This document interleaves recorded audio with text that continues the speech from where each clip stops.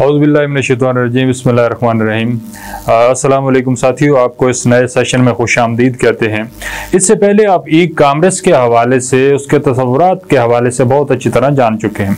अभी हम जिस पे बात करेंगे कि ई कामर्स का फ़ायदा क्या है, क्योंकि वो काम जिसका फ़ायदा ही ना पता हो उसे करने में काफ़ी मुश्किल हो जाती है, और फ़ायदे के साथ साथ अगर उसके नुकसानात का भी अंदाज़ा हो, उसके बारे में भी आगाही हो, तो वो बहुत बेहतर तौर पर आप उसे कामयाबी की तरफ लेके जा सकते हैं। तो जब हम ई कामर्स की बात करते हैं, ऑनलाइन बिजनेस की बात करते हैं, डिजिटल मीडियम की बात करते हैं, तो हमें एक चीज बहुत वाज़ेह होती है कि ऑनलाइन बिजनेस के अंदर, ई कामर्स के अंदर जो सबसे बड़ा फायदा है, हम पहले भी इस पे बात कर चुके हैं कि वो एक वसी मार्केट है, एक बड़ी मार्केट है जिसके अंदर आप काम करने की सलाहियत रखते हैं। आपकी पहुंच जो है वो बहुत सारे लोगों के साथ होती है, बहुत से कस्टमर जो है उन तक आप रसाई हासिल कर सकते हैं। तो ये इसका एक बहुत बड़ा फायदा है। इसके साथ साथ आपके पास एक वसी रेंज होती है खरीद और फरोख्त करने के लिए, उसे देखने के लिए, उसे जानने के लिए, उसका मवाजना करने के लिए। इसके अलावा अगर हम बात करें इसके फवायद की, तो इसके फवायद के अंदर ये चीज़ भी मौजूद है कि आप उसकी लागत का, आप उसकी कीमत का अंदाज़ा लगा सकते हैं। आप फौरी तौर पे मुख्तलिफ ऑप्शंस को, मुख्तलिफ तरह की चीज़ों को देख सकते हैं और उनका मवाजना करने के बाद ये फैसला कर सकते हैं कि कौन सी चीज़ है उसे ख़रीदा जाए और कौन सी चीज़ है जिसे ना ख़रीदा जाए। एक बड़ी रेंज की जब हम बात कर रहे हैं, आप नेशनल सतह पे, लोकल सतह पे और इंटरनेशनल सतह पे एक्सेस करके अपने प्रोडक्ट को बेच भी सकते हैं, और इसके साथ साथ आप मुख्तलिफ प्रोडक्ट जो है उन्हें खरीदने की भी सलाहियत और ताकत रखते हैं। ई कामर्स के अंदर आप अपनी कोई भी चीज़ जो है बहुत तेज़ी से बूस्ट कर सकते हैं। बूस्ट करने से मुराद ये है कि अगर आप कारोबारी हैं और आप चाहते हैं कि आपकी चीज़ जो है वो टारगेट ऑडियंस को, मुतल्लिका लोगों को नजर आए, चाहे वो खवातीन हैं, वो मर्द हैं या बच्चे आपके टारगेट ऑडियंस हैं या खास एज ब्रैकेट है, तो वो सारी की सारी ऑप्शन जो है वो आपको ई कामर्स के फवायद के अंदर नजर आती हैं। लेकिन जब हम इसके नुकसानात की बात करते हैं तो उसमें चंद एक चीज़ें ऐसी हैं जिनको मद्देनजर रखना बहुत ज़रूरी है। सबसे पहली चीज़, पाकिस्तान के अंदर एक ट्रेंड ये भी है कि जो ऑनलाइन चीज़ होती है उसकी क्वालिटी बेहतर नहीं होती।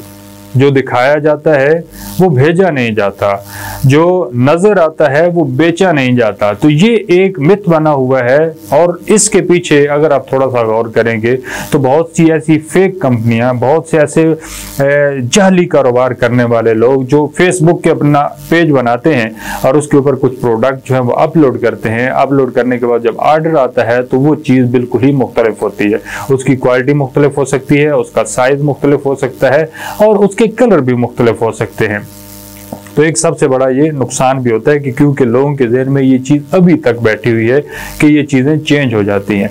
लेकिन एक चीज़ ये याद रखिए कि मुख्तलिफ इदारे जो काम कर रहे हैं, ख़ासतौर पे अमेज़ॉन को देख लें, अली बाबा को देख लें, दराज काफ़ी बेहतर हो गया कि उन्होंने इस चीज़ को काफ़ी इम्प्रूव किया है। लेकिन फिर भी ये खदशात के अंदर आता है कि लोगों का ये माइंड सेट होगा। उसके अलावा आप किसी चीज़ को छू नहीं सकते। देखें, आप आम मार्केट में जाते हैं तो वहाँ पे अपने कपड़े को या कोई भी चीज़ खरीदनी है उसे आप टच कर सकते हैं, उसकी क्वालिटी को देख सकते हैं। लेकिन ऑनलाइन बिजनेस के अंदर आप तस्वीर देख सकते हैं या उसकी शॉर्ट वीडियो देख सकते हैं, लेकिन आप उसे छू नहीं सकते। उसके बाद एक और इसका आप नुकसान अगर कहें या ऐसी चीज़ जो इसे थोड़ा सा इसके लिए इसकी ताकत को कम करती है, वो ये है कि टाइम। आप चाहते हैं कि मैं फौरी तौर पे पैसे दूं और चीज़ ले लूं, तो वो ऑनलाइन बिजनेस के अंदर मुमकिन नहीं होता। उसके लिए ख़ास टाइम जो है वो दरकार होता है, जिसके लिए आपको इंतज़ार करना पड़ता है। जबकि आम मार्केट में आप जाते हैं, फौरी तौर पे कैश देते हैं और वापस अपनी चीज़ लेके घर आ जाते हैं। तो ये इसके मसाइल के अंदर है। तो वक्त जो है इसके अंदर एक अहम चीज़ है। उसके अलावा इसके ऊपर इंटरनेट का होना बहुत ज़रूरी है। अगर इंटरनेट नहीं है तो फिर आप ना उसे विजिट कर सकते हैं, ना आप चीज़ को पसंद कर सकते हैं, ना आप उसे परचेज कर सकते हैं। तो ये सारे के सारे मामला जो हैं वो इस तरह रुके हुए नज़र आते हैं। तो जहाँ ई कामर्स के बहुत सारे फ़वायद हैं, वहाँ पे ये चंद एक ऐसी चीज़ें हैं जिनको मद्देनज़र रखना बहुत ज़रूरी है। तो साथियों, जब हम इसके फ़ायदे और नुकसान की बात करते हैं तो इसके साथ बहुत ज़रूरी ये भी है कि हम इसके बिज़नेस के मॉडल्स को, इसकी अक़साम को ज़रूर देखें। ई कॉमर्स जो है, इसके अंदर 4 बड़ी अक़साम हैं जिनके इर्द गिर्द ये बिज़नेस घूम रहे होते हैं और ये बहुत ज़्यादा ज़बान ज़द आम हैं, बहुत ज़्यादा आम फहम है और ये इसे समझने के लिए कुछ मिसालों का भी सहारा लिया जा सकता है। जैसे अगर B2B की बात की जाए तो ये B2B बिजनेस करने वाले किसी भी फर्द के सामने आप कहेंगे तो वो फौरी तौर पे पहचान जाएगा और समझ जाएगा कि आप क्या बात कर रहे हैं, लेकिन शायद आम ज़हन के लिए, एक आम फर्द के लिए इसे समझना थोड़ा मुश्किल होगा। B2B से मुराद है बिजनेस टू बिजनेस। ये ऑनलाइन की वो किस्म है जहां पे कारोबारियों को फरोख्त कर रहे होते हैं।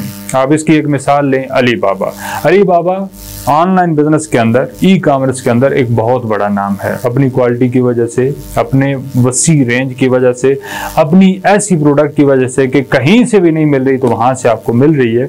तो वो डायरेक्ट सिंगल कस्टमर को शायद देता होगा, लेकिन उसका बड़ा जो उसका कस्टमर है अलीबाबा का, वो बिजनेस है। तो बड़े बड़े बिजनेसमैन क्या करते हैं कि अलीबाबा से चीजें खरीदते हैं और फिर आगे जाके कस्टमर को सेल करते हैं। तो ये मॉडल जो है ये B2B है, बिजनेस टू बिजनेस से कहा जाता है। लेकिन अगर हम B2C की बात करें, ये एक दूसरी किस्म है इसकी, बिजनेस टू कस्टमर। तो कस्टमर के अंदर इस अक़साम में या इस किस्म के अंदर जो चीज़ आती है उसमें ये होता है कि एक बड़ा बिजनेस है और वो ऑनलाइन बिजनेस है और वो डायरेक्टली किसे डील करता है, वो क्लाइंट को डील करता है, कस्टमर को डील करता है। इसकी अक़साम के अंदर बड़े बड़े नाम हैं। ख़ास तौर पे आप देखें तो इसके अंदर आपको जुनैद जमशेद नज़र आता है, इसके अंदर आपको गुल अहमद नज़र आता है, इसके अंदर आपको बोनेंजा नज़र आता है, इसके अंदर आपको फूड पांडा नज़र आता है। इस तरह के और बहुत सारे ऐसे बिजनेस हैं जो आपको इसके अंदर नज़र आएंगे। अब इसमें होता क्या है कि जैसे जुनैद जमशेद है, ये एक बहुत बड़ा बिजनेस है। इसमें एक चीज़ ज़रूर आपने जहन में रखनी है कि ऐसी कोई कैद नहीं है कि वो B2B के अंदर फाल ना कर सके। बाद छोटे कारोबारी जो हैं वो उनसे सामान उठाते हैं और आगे कस्टमर तक पहुंचा देते हैं, लेकिन ज़्यादातर जो ट्रेंड के अंदर चीज़ें आ रही हैं कि जुनैद जमशेद एक बड़ा बिजनेस है, मुझे कोई चीज़ चाहिए, मैं ऑनलाइन उसकी वेबसाइट पे गया, मैंने वहाँ से ऑर्डर दिया और वो ड्रेस मेरे पास पहुँच गया। सेम इस तरह गुल अहमद और फूड पांडा को आप सारे जानते हैं। आपको कोई भी चीज़ चाहिए तो फूड पांडा जो है वो बिजनेस है, मुख्तलिफ बिजनेस के साथ जुड़ा हुआ है और वहाँ से वो आपकी रिक्वायरमेंट को पूरा करता है। तो साथियों, ये 2 किस्में जो है इन पे हमने बात की। 2 मजीद इसकी अक़साम कौन सी हैं उन पे भी हम बात करेंगे। एक इसकी किस्म है C2C, ये कस्टमर टू कस्टमर की बात है, और एक इसकी किस्म है C2B यानी कस्टमर से बिजनेस की तरफ आती है। तो जब हम C2C की बात करते हैं तो ये क्या चीज़ है कि कस्टमर कैसे कस्टमर के साथ इसमें लिंक होता है। तो इसकी एक बड़ी खूबसूरत मिसाल आपके सामने, आप सारे इससे आगाह होंगे, वो OLX है। इसके अलावा पाक व्हील है। अब पाक व्हील OLX क्या है कि मैं एक कस्टमर हूँ, मैं एक ऐसा फर्द हूँ जो कुछ बेचना चाह रहा हूँ, ठीक है, और कोई ऐसा है जो उसे खरीदना चाह रहा है। मैंने भी कोई चीज़ अपलोड की हुई है कि कोई मुझसे खरीद ले। दूसरी तरफ कोई ऐसा फर्द है जो उसे चाह रहा है कि वो किसी तरह वहाँ से बेच दे। तो इसमें होता क्या है कि आप C2C के अंदर दोनों तरफ कस्टमर मौजूद होते हैं। एक बेचने वाला भी क्लाइंट है, दूसरा खरीदने वाला भी क्लाइंट है। दरमियान के अंदर एक ब्रिज की सूरत में वो बिजनेस खड़ा होता है, जिसमें OLX आप देखें तो बेशुमार उसके ऊपर सेल होती है। सेम इसी तरह पाक व्हील में उनकी अपनी कोई गाड़ी नहीं होती, लेकिन किसी ने गाड़ी बेचने के लिए वहां पे लगाई हुई है और कोई खरीदने के लिए उस जगह पे पहुंचा हुआ है। तो ये एक मॉडल है जिसे C2C कहते हैं। अब जो C2B का मॉडल है, इसके अंदर अगर आप जाएंगे तो यहाँ पे ऐसा होता है कि कोई क्लाइंट है, कोई कस्टमर है जो अपनी चीज सेल करना चाहता है, तो कोई बड़ा बिजनेस डायरेक्टली उसे खरीद लेता है। अब इसमें क्या होगा, इसके अंदर एक कार फास्ट नाम की वेबसाइट है, एक बिजनेस है काफ़ी बड़ा। उनका काम क्या है कि पूरे पाकिस्तान के अंदर कहीं भी किसी ने कोई कार बेचनी है तो उनकी वेबसाइट पे चले जाएं, वहाँ पे बाकायदा एक फॉर्म मौजूद होगा, उसके अंदर आपने पूरी स्पेसिफिकेशन देनी है कि मेरे पास कौन सी मॉडल की गाड़ी है, किस कलर की है, कितने सीसी की, XYZ, ये सारी डिटेल आपने दे दी तो फौरी तौर पे आपको एक कोटेशन मिल जाएगी कि आपकी कार इतने की सेल हो सकती है। इसके बाद वो डायरेक्टली आपसे रब्ता भी कर सकते हैं।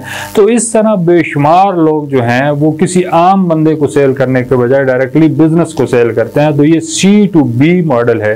तो साथियों, हमने इस पूरे सेशन के अंदर 4 चीज़ों पे बात की और ये 4 चीज़ें ई कॉमर्स के जो कारोबार हैं उनकी अकसाम के इर्द गिर्द घूम रही थी। तो पहली क्या थी? B2B था, बिजनेस टू बिजनेस था। दूसरा क्या था? B2C था, बिजनेस टू कस्टमर था। तीसरा क्या था? C2C था, यानी customer to customer, client to client, इसे आप कह सकते हैं। और चौथा जो है वो C2B था, जिसे हम कस्टमर टू बिजनेस का मॉडल कहते हैं। तो अब आपने ये सोचना है कि आप अपने कारोबार को करने के लिए जब आप ऑनलाइन बिजनेस करेंगे ई कॉमर्स के तमाम टूल्स को अप्लाई करते हुए, तो आपके लिए कौन सा मॉडल बहुत ज़्यादा मुफीद होगा। हो सकता है आप चारों के अंदर कोशिश करें, हो सकता है कि इनमें से कोई एक ऐसा हो जिससे आप लेके आगे बढ़ना चाहें। तो साथियों, एक चीज़ हमेशा याद रखनी है कि आपको करने से तजर्बा हासिल होगा, सीखने में मदद मिलेगी। जितना आप इसके अंदर शामिल होते जाएंगे, इसे जानने की कोशिश करेंगे, इसे तहकीक करेंगे, इसके ऊपर वेबसाइट को एक्सप्लोर करेंगे, तो आपके कॉन्सेप्ट भी वाज़ा होते चले जाएंगे। आपको मुख्तलिफ ऑप्शन मिलना शुरू हो जाएंगी कि आप अपने बिजनेस को और बेहतर कैसे कर सकते हैं और ज़्यादा फ़ायदेमंद कैसे बना सकते हैं।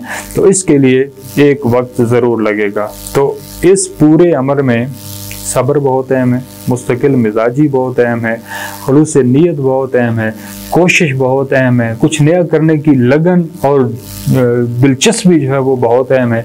जो ऑलरेडी आप पीछे कारोबार की महारतों में और बिजनेस एथिक्स के अंदर ये सारी चीज़ें सीख सके हैं। तो अभी तक के लिए इतना। इंशाल्लाह एक नए सेशन के साथ आपके पास फिर हाजिर होंगे।